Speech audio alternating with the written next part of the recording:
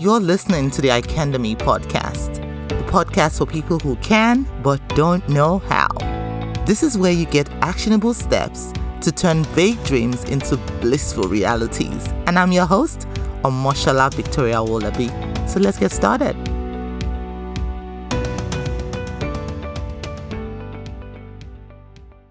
Hey you, yes you, we are waiting for you. Don't look around, I'm talking to you. You see, you're carrying something that we need. You owe the world your gifts, your knowledge, your skills, your story. It is truly that special. That superpower that you think doesn't mean much is the very thing that people go to colleges, spend thousands of dollars for, burn the midnight candle, work very hard to learn the very thing that you do so well. Because now you see, most times we discount the very thing that makes us great and we start to major in minor things. The truth is, you have a superpower, your creative genius. It just lies beneath the rubble of fear, doubt, and insecurities at the moment. But I have good news for you. I am here to help you clear that rubble so you can get past self-doubt and finally start working and thriving in your life and purpose. Now, if you've been wondering, what can my purpose, my calling, or my unique gifts do in this world? Then I've got something for you. Perhaps you're tired of dabbling and making excuses. I just recorded a gift for you. Now head on over to mogul.icandemy.org. It's mogul.icandemy.org. So it's mogul.icandemy.org to access your free gift. Hello, and welcome back to another episode of the Icandemy podcast. I am your host, Omoshola Victoria Owolabi. I'm excited to be here, and I just want to say thank you for everyone who tunes in week after week after week after week, listening and contributing, sending me those DMs. You know, I'm so grateful for you, and I just want to say thank you so much. Now, on today's episode, I want to touch on how to develop resilience. Because as business owners, as you may know or may not know, running or starting a business is not a walk in the park, literally. It pays huge dividends, but the beginning can be very, very rough. And there's always that temptation to quit, to just say, you know what, throw in the towel, I am all done. Like, do you know how many times I quit in a day and get back up? I know those of you who are entrepreneurs will understand. Like, it's just so much that you have to do, especially when you are just starting out in business. So I thought about my life going back, because it's not just as an entrepreneur, it's not just the business side of things that you have to deal with. You also have to deal with yourself as a human being. You have to deal with your staff members as human beings, right? You have to deal with your clients as human beings. Not just everything surrounds just business. So how do we develop the resilience to keep going until we see the results? I was watching what I call it a movie. I think it was a series, right? So to speak. The series is called The Startup, and it's a Korean series on Netflix. And I had this beautiful quote there. It says, no matter how thirsty you are, you should never drink seawater. You have to hold on till it rains. And I thought that was such a beautiful quote, because none of us, no matter how thirsty we are, will go to a beach and drink the water from the sea. You and I know it could kill you literally because of the high salt content in there. Rather, we'll hold on for it to rain where we can get that pure water to quench our thirst. It is the very same thing in business, right? As we go along, we are building something sustainable. Now, no matter how difficult it is, we cannot just rush into decisions or rush into things. It's like drinking seawater or just quitting the towel too early, or rather throwing in the towel too early, right? So that was such a beautiful quote that I learned right from me watching that series. Now, how did I develop resilience as a human being? As you may or may not know, I lost my father when I was young. I was 13 years old when he passed on, and then my mom had to deal with the responsibility by herself of bringing up my brother and I. And my mom tried her best to make sure that we still kind of, stayed enjoying the lifestyle that we had when my dad was alive, but eventually became too much for her. She just couldn't sustain that lifestyle because there were a lot of things that were not in place, right? That my dad did not have in place. And that's a lesson as well that we all have to learn as parents. We have to think about the times when we're not here. What happens to the people you love who are left behind, right? So in this case, it became so difficult for my mom and she was struggling. So things literally went from bad to worse, so to speak.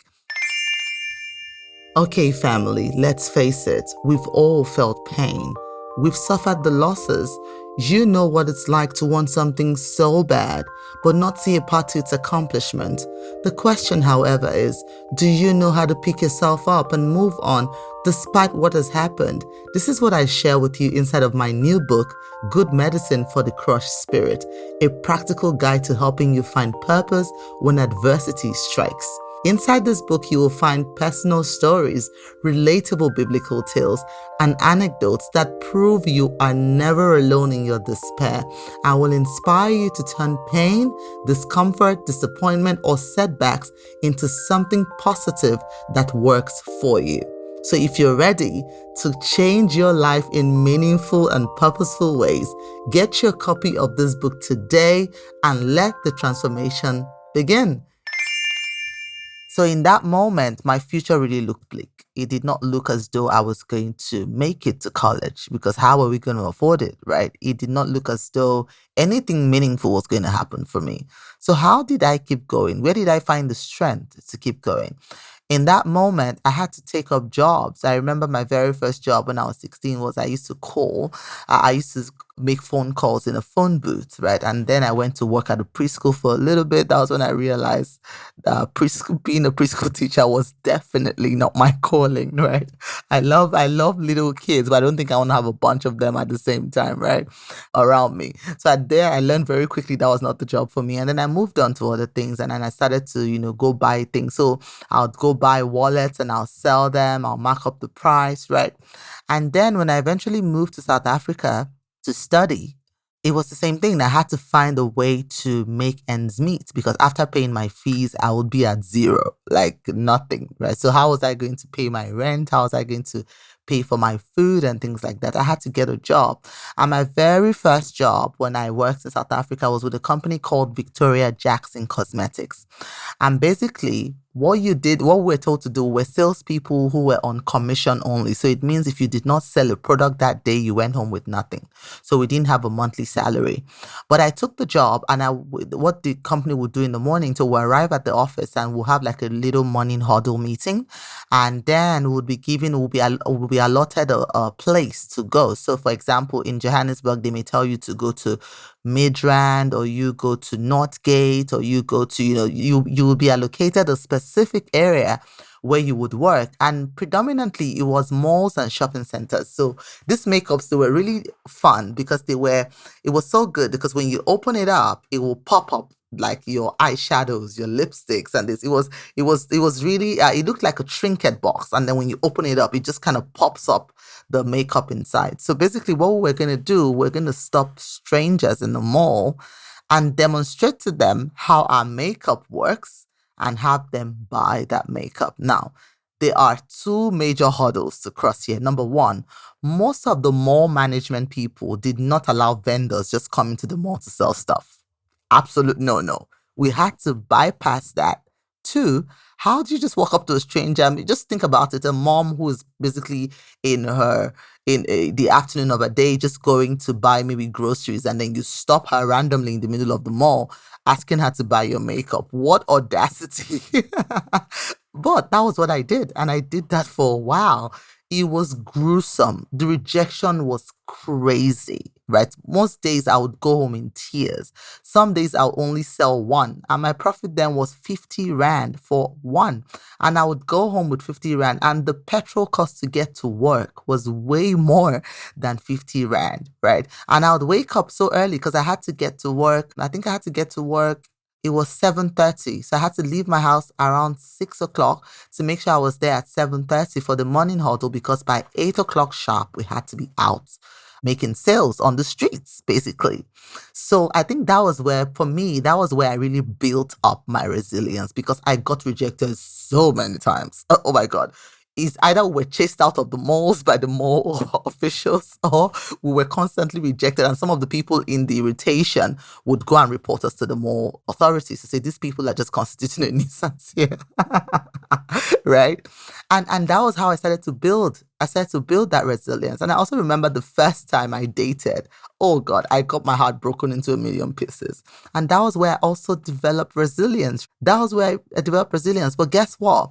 With every time something happens, it made me stronger. In the case with me selling the cosmetics at the mall, it made every rejection made me stronger. It made me more determined. At first, I was like, it crushed me at first. Like, oh my God, what kind of job is this? Like, I really don't know if I want to continue. But I did not have a choice but to continue. I couldn't find another job. So I had to keep doing it. And then over time, after a while, I just became okay with it, right?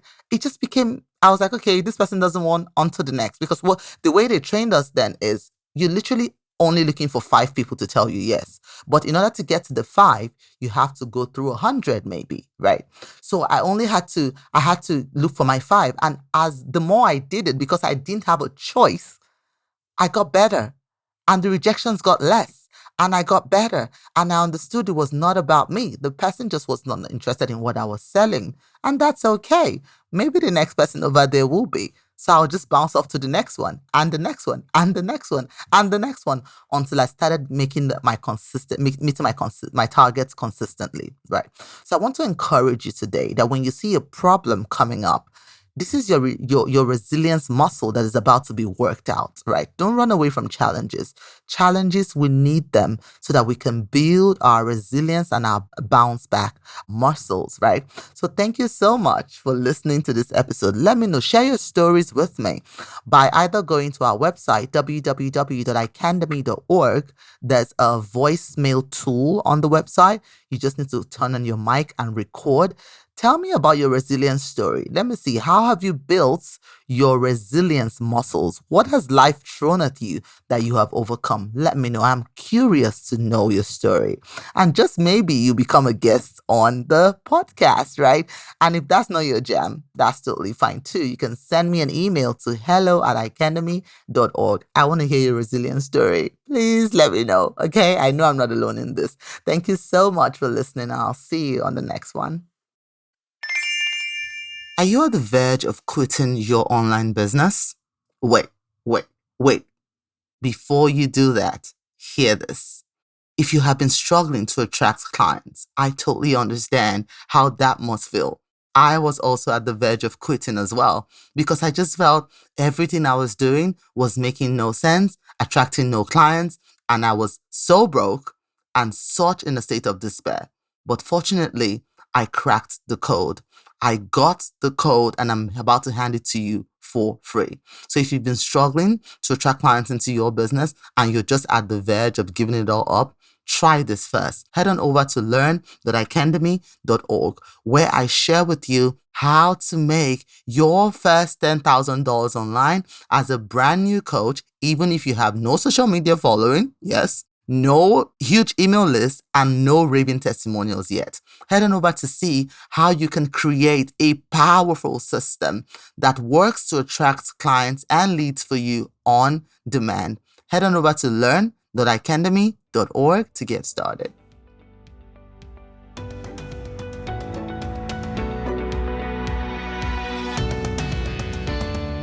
So there you have it. Thank you so much for listening. And for more content like this, follow us on our social media handles. On Facebook, it's at Icandemy, the Facebook page. On Instagram, it's at Icandemy. Or come say hello over on my personal page. On Instagram, it's at Omoshola Speaks. On Facebook, it's Victoria Owolabi. Feel free to reach out, introduce yourself, say hello. I love meeting you. And if you have any stories that you feel will inspire another woman to action, I want to hear from you. I really do. I love hearing from you. Send me an email to hello@icandemy.org. So it's hello@icandemy.org.